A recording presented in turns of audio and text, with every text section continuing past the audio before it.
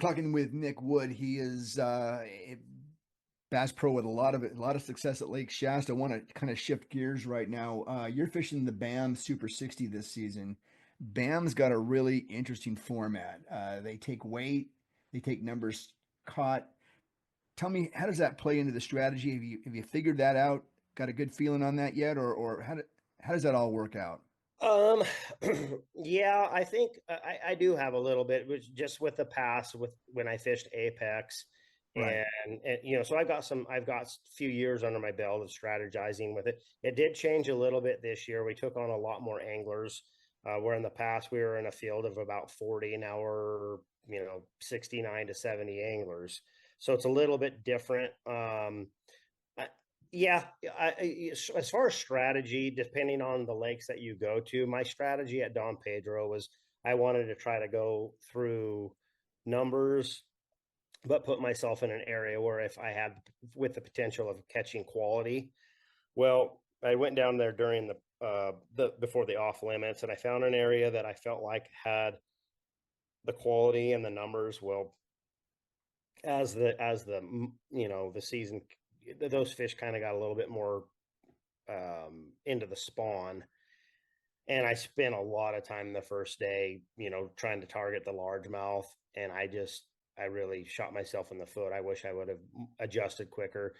Went for the keepers, went and targeted spotted bass. And once I adjusted about noon on the first day, I was able to start throwing a float and fly, and then my numbers went up. And then the next day, I figured that's what I would do. Is just and it worked to where my numbers increased a lot, but I was like one or two fish away from being in check range. So each lake that I go to, yes, I'm strategizing with like Mojave. I don't know. I know that's a lake that the numbers are probably not going to be really high. Um, so I don't really know. I kind of want to see what I experience in the morning and see what I'm seeing. I feel like there's probably going to be a lot of spawning still happening.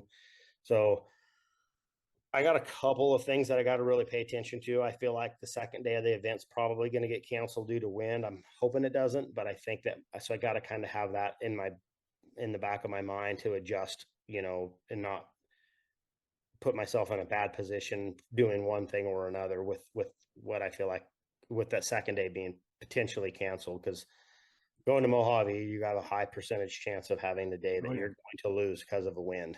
Yeah. So, Yeah, so it does blow there. yeah. So Don Pedro was the first event, 24th place finish, not too shabby. Lake Mojave, then the Columbia River, and then the Delta and the championship on Clear Lake. What do you think of that schedule?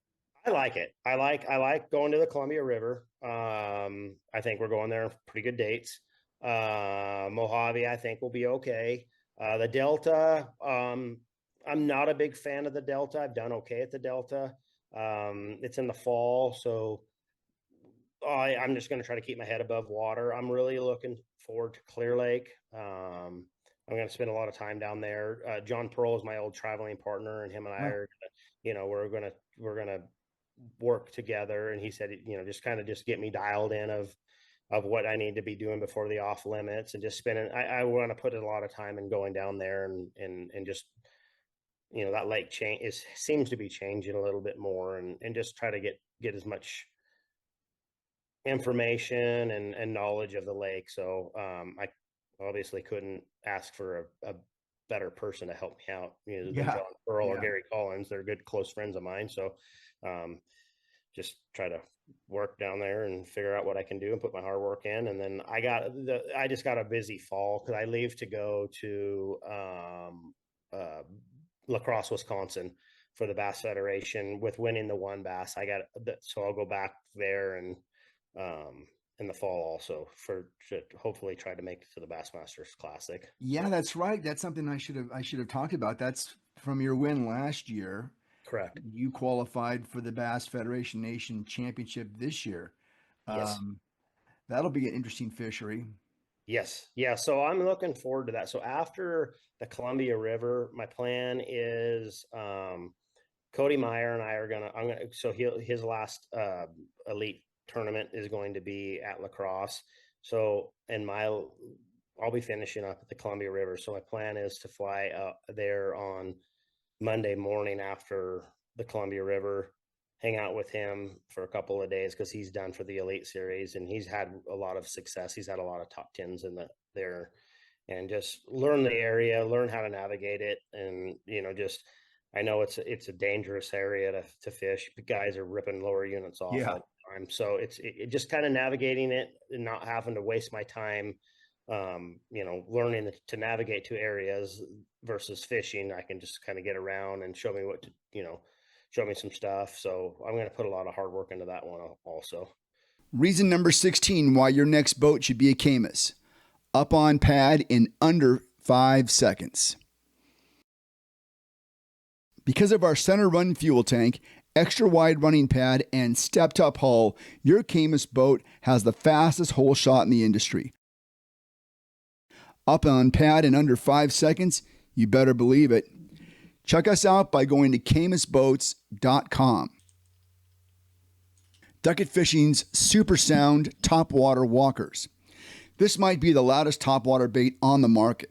Powered by a unique internal rattle, this side-to-side walker can be cast a country mile to reach schooling bass or to hit an important piece of cover without alerting bass that you're in the area. Available in a 3 treble hook 110 version or its little brother, the 2 hook 95 Super Sound. These baits are going to put more fish in the boat. Fish Ducket Baits. Check out our website by going to ducketfishing.com. I'm Keith Neiswanger. This is the Bass Tour Anglers Podcast. Please remember to like and subscribe.